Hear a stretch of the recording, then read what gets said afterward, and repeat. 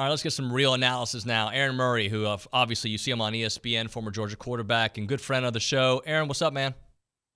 Man, how you doing? I would say how you doing, but I know how things are going down there in Texas world after a rocky little weekend. Yeah, well, let's talk about it from an SEC perspective because kind of shocking to see how they've done. 1-4 against the ACC, 3-6 in Power Five games out there. What has happened to our monstrous conference outside of Georgia? Man, I'm still scratching my head a little bit right now as you kind of look at the landscape, especially the West. I looked at the West heading into the season, and you look at those rosters, you look at the talent, and I'm like, man, it is loaded from top to bottom. Like, could Auburn be a bad team? Yeah, first year head coach, they replace a lot. But then you look at the rest of the West, like Mississippi State's a strong team with veteran leadership, even though they're going through a identity change on offense. Arkansas has KJ and Rocket, and Texas A&M is loaded with 4 and 5 star guys. And you look at the offense and the weapons, and Wigman at quarterback, and obviously you have Alabama and LSU. It's just like, wow, like where's the hole? Ole Miss, good team with Lane. And then you've seen struggles the first 2 weeks of the season, and that's just the West. And I'm not saying the East has been perfect. If the East is Kentucky has not looked as good as I thought they would. Joe Milton, first week looked good, like he's progressed. I thought he kind of went backwards this past weekend. Georgia hasn't played anyone, so you really don't know how elite they are. So yeah, I'm scratching my head right now, and the one thing that I can point to, because you look at the rest of the country and you wonder, like, why does the Pac-12 have 8 teams in the top 25? Why does the Big Ten look as good as they're looking, and why does the ACC look as good as they're looking? It's the quarterback position, and not just because I played the position, but it is the most important position out there. It's the highest paid position when it comes to NIL, when it comes to the NFL, and you look at the SEC right now, and there's a lot of young guys that have talent, but there's not a superstar at the quarterback position right now. And I think that, to me, is what's holding this conference back, because there's great skill, there's great offensive line, there are good defenses, but there's not one quarterback that I can say right now is like, hey, that guy's a first round NFL talent. Pac-12 has 3 or 4. ACC has 2 or 3. The Big Ten has a couple. The Big 12 has one with Ewers. So that's the big difference right now. Aaron, I'm glad you brought up quarterback because as a A&M grad, fan, and analyst, at least I think they got the quarterback. Connor looks like the truth out there amongst all the other chaos defensively. I was excited about him heading into the season like that. You look at Wigman and what he did last year towards the end of the season, and he's a tough SOB. I mean, watch him versus Miami. I mean, the respect level for in that locker room, I'm sure those guys already respect him and know him day in, day out, and he's going to continue to grow as a leader. But those are the type of games that take your respect to another level. And I remember, for me, I was a young quarterback. This was my freshman year, and we played Auburn on the road, and I got the dog knocked out of me, man. Like I joke, but like I was in the locker room after the game, like contemplating, like, can I actually play SEC football? Like, this is outrageous. I fractured sternum. I had 10 stitches put in my chin. I had whiplash in my neck. Like, I was all jacked up. And I remember after that, like, my linemen were like, dude, we'll never let that happen to you ever again. Like, it just the respect going forward was even on a different level for being a young quarterback on a veteran football team. And I think Wigman has now earned that respect. But when it comes to his talent, like, he's got the talent. And you look at some of the mistakes in the game, like guys were falling down, guys were slipping, some drop passes. Like, he's doing what he needs to do. And I think overall the offense, for the most part, is doing what they need to do. And I think we're in an interesting time right now, because I kind of said this to some Georgia fans too, where we think football all of a sudden should be played in the 50s. We think football should be in the 60s. Like, we go crazy with these numbers. And if you're scoring 30 something points per game with the defensive players on Georgia, with the defensive players on Texas A&M, with the defensive players on Alabama, you should win those football games. Straight up. You should win those games. You should not have to be scoring 50 points a game to win with the amount of talent on those defenses for those teams in the SEC. So I'm not putting any blame on Wigman and the offense, the new scheme, or whatever. Can it be better? Yeah, it can always be better. It's early on the season. The defense was, I mean, honestly atrocious. I was just jawed to the ground because Tyler Van Dyke hasn't looked that good in 18 months. Talking to Aaron Murray here on Up to the Second College Football. All right, let's talk Bama, Texas, because is it an announcement, hey, Texas, we're here, or is it an announcement, Bama, we're wounded, we're vulnerable, we've probably been wounded the last couple years, but we had Bryce Young? I think both, honestly. Like I said this all off season, people thought I was crazy. Like, man, this is Alabama's rebuild year. Like, I don't know why we thought. I mean, I guess I know why because people always say, "Oh, it's Nick Saban, they reload." But you bring in two new offensive coordinators. You are changing your identity of your offense. You're young on both sides. You have a quarterback battle, which none of the guys seem to really, elevated their game to a point where they just took it. Like, what in any of that screams that this team's going to be elite? It's a bunch of young guys that need to play football, and quarterbacks that right now I don't trust any of them at the moment. So, I was looking at this team as a 9-3, 10-2 at best record, and it kind of goes back to my perception of what the SEC West was heading into the season. So, obviously surprised the way they lost. I would say that. Like, am I surprised Alabama lost? No, shoot, I put money on Texas in the money line. I thought Texas was going to win the football game. Texas was a better team.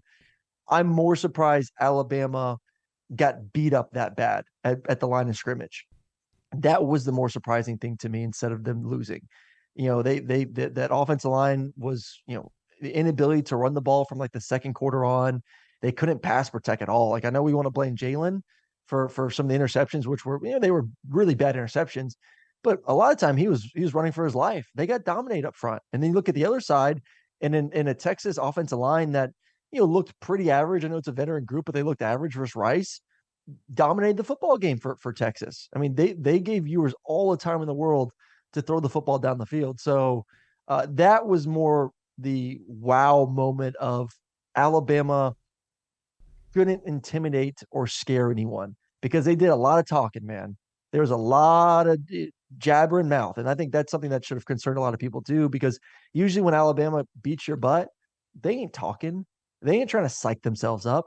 I feel like there was like this, we need to pump ourselves up and tell us how we need to say, tell the world that we are so strong and we're so big and we're so tough and this, that, and the other. It's like, just play. Alabama's never had to toot their own horn, and they got punched in the mouth and they couldn't punch back. So I think it's a really good football team. They're not elite this year.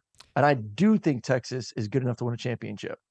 Aaron, I think you hit on something there. What you said about Bama, I think you can say the same thing about the way LSU lost and the way A&M lost. And not that anybody, look, Florida losing to Utah in week 1 wasn't that surprising, but no Cam Rising the way they lost. That's maybe what it's been my biggest takeaway about the SEC is the way they're losing.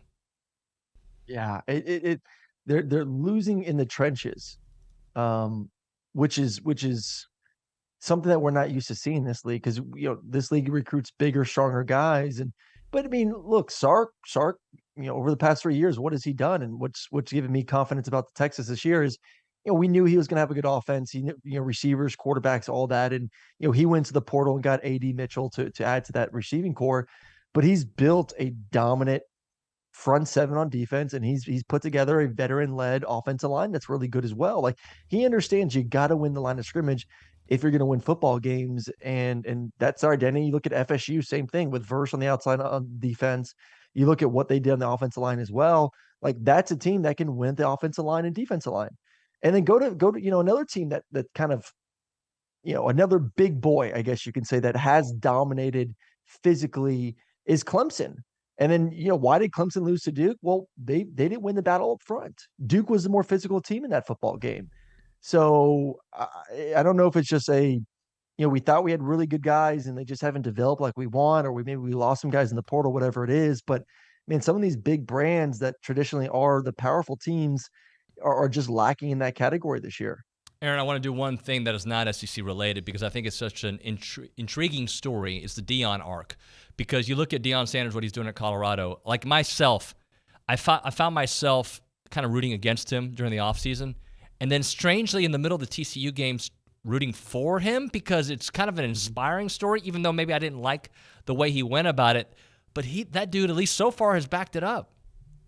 He is. It's a really good football team. I am because we just talked about, like, we've seen some soft play. We've seen some undisciplined play across the country, like Alabama with some penalties, just all over the place. Like, you're trying to feel like, okay, it looks like week 1 and week 2 of the season, where honestly, like, you look at Colorado, and you would think if there's any team that would have all these penalties or turnovers or miscues on both sides of the football, it would be a team that was essentially put together like an expansion football team 6 months ago. And they've been one of the cleanest football teams I've watched all season. Like it is very efficient what they're doing on both sides. So I mean that to me is like wow, bam. Like if you could put together a team in 6 months or 6 months ago and have them play at this level, that just shows you the kind of coaching that they've been going through, from spring, summer, and into fall camp to begin the season off. So, kudos to Dion for getting his team playing fundamentally sound football. And then you look at their skill. And it starts with the quarterback position, something that we talked about the SEC struggling right now. Shedeur Sanders is maybe the second best quarterback in that conference. And I actually think he is the second best quarterback in that conference behind Caleb Williams. He does everything you want. And the also thing that should excite scouts is the fact that he has shown he can handle the pressure because all the attention's on him. You're Dion's son. Did you get the job because you're Dion's son? Did you really earn it? Have you proven, that you could play at a high level? And he came in there with this chip on his shoulder, not afraid of the moment, and has been one of the best quarterbacks in America through the first 2 weeks of the season. I have been so impressed by that young man and the receiving talent around him. It's a good football team. It's a really good football team. The only thing that you worry about with Colorado is you look at their schedule, and I think there's about 6 or 7 teams ranked in the Pac-12 that they have to face the rest of the season. So it's going to be a gauntlet for sure. But this is a bowl team. Aaron, I want to close out because I've become a big fan of snaps with you and T-Bob. Just how much fun do you have doing that? I love it, man. T-Bob keeps me on my toes every single day. He'll go on some wild tangent about God knows what, and we have a good time. So make sure you go check us out on YouTube at Snaps at the Volume. Got some great support from Colin Cowherd and his team to help build us, and we're looking for a strong season. So yeah, we appreciate you with that little shout out right there. Yeah, make sure everybody goes and follows it. Aaron, thanks so much, man. Love watching your work on ESPN and, of course, on Snaps with Aaron and T-Bob. Thanks again, buddy. We'll do it soon, all right? Appreciate you having me on.